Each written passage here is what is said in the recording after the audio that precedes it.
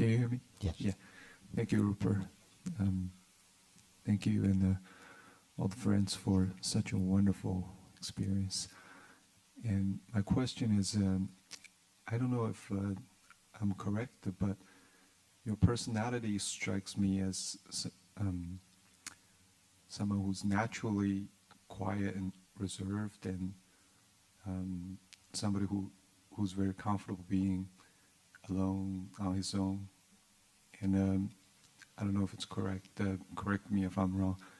But just being a natural introvert myself, and yet, like, part of your life is so public.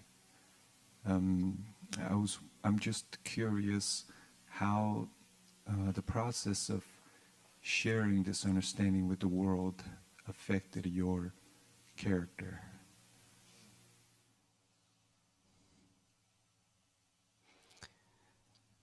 Ben, don't be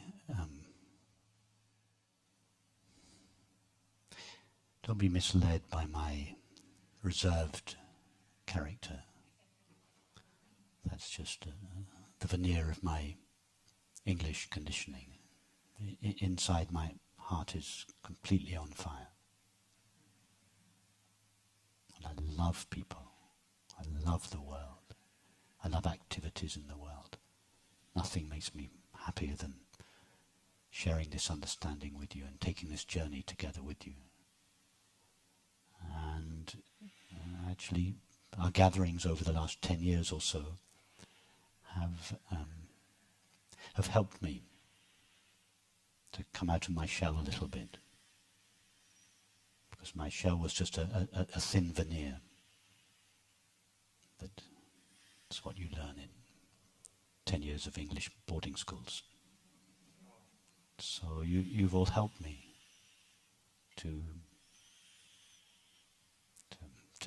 for that veneer to crack and in time dissolve, and I dare say it's got some more dissolving to do, but I feel grateful to all of you over the years. You've allowed me to be more myself.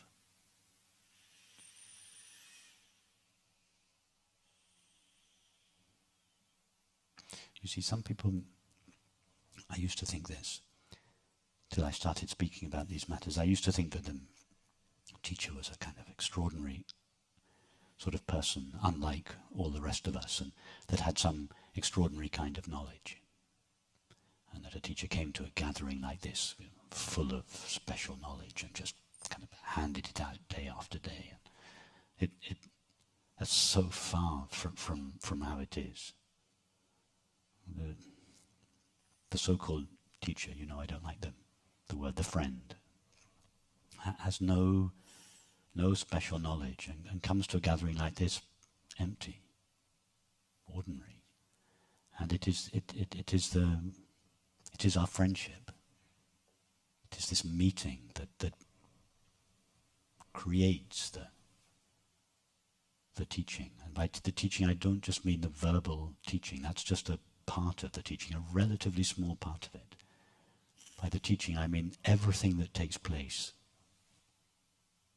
in these gatherings. It's created by all of us. Yes, I'm its mouthpiece, or I'm the mouthpiece for one aspect of it, these talks and meditations, but it's not something that an individual has. It's something that takes place amongst us when people gather like this who are devoted to truth or reality.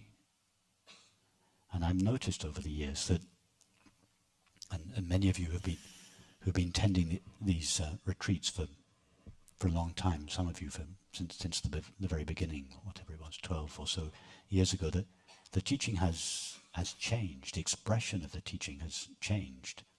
And it's not because I'm not going home and working out the teaching and then coming back with a new form. It's not like that. The teaching is created on the spot. I've heard myself numerous times this week and a couple of weeks ago at Garrison say things that I didn't even know that I knew. I didn't know them before. They just came into my mind fresh in response to the question. It's not I as a person who creates the teaching. It is we as a group of friends who draw the teaching out of infinite consciousness. The Shankaracharya used to have gave a beautiful image which I didn't understand at the time. Well, first of all, he said something that I didn't understand. He said, this is in the classical school of Advaita Vedanta where I grew up. He said, not grew up, where I spent my teenage and 20s. He said a teacher should be able to answer all questions. And I thought, wow, how on earth can a teacher answer all? I mean, how could you have that much knowledge? And think of all the possible questions. I thought that's impossible. The teacher must be absolutely extraordinary to be able to answer all questions. And so it colluded with my view of the teacher as an extraordinary being with extraordinary knowledge. Then later on, he gave this beautiful analogy of infinite consciousness like an ocean, and each question that we ask like a bucket that is dipped into the ocean. And as the bucket is drawn out of the ocean, the water is exquisitely and uniquely tailored to the shape of the bucket. Even if it's an old bucket that is dented and misshapen, the water that comes out will be perfectly matched to it. And when I heard that, I realized what he meant, what the Shankaracharya meant by a teacher must be able to answer all questions. It's because the teacher has no knowledge. Not because the teacher has all knowledge. It's because the so-called teacher has no knowledge. That when a question is asked, it's like dipping a bucket in the ocean of consciousness, when what comes out is, of course, expressed through the particular mind of whoever is speaking, the teacher or the friend. But it's not created in that mind. It's created by this conjunction of all of our minds. And I've noticed over the years that the teaching has changed, the expression has changed.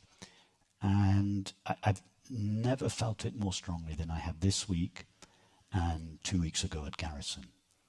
And I'm very deeply touched by it. I feel that the community of friends that have gathered around this teaching, in which I include myself, that we're all moving together, that we're all deepening together.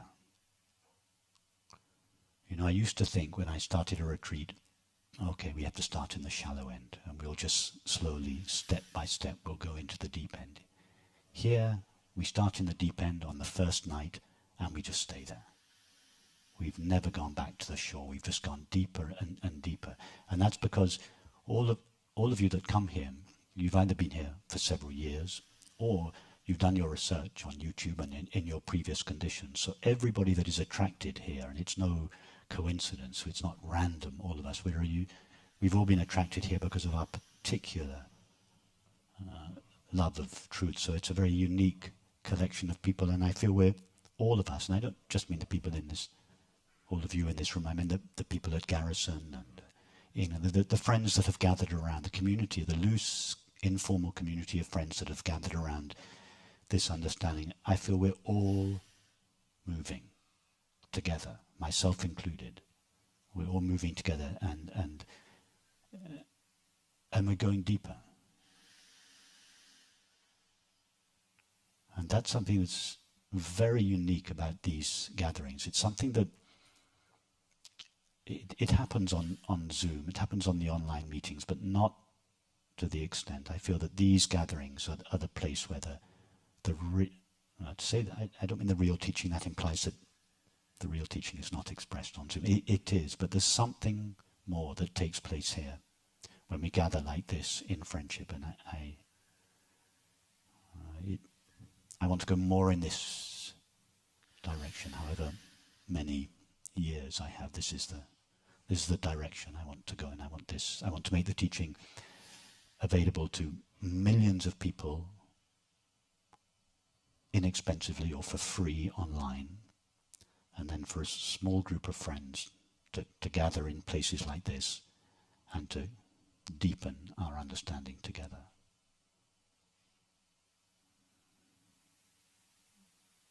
So these gatherings have had a profound influence on me and continue to do so.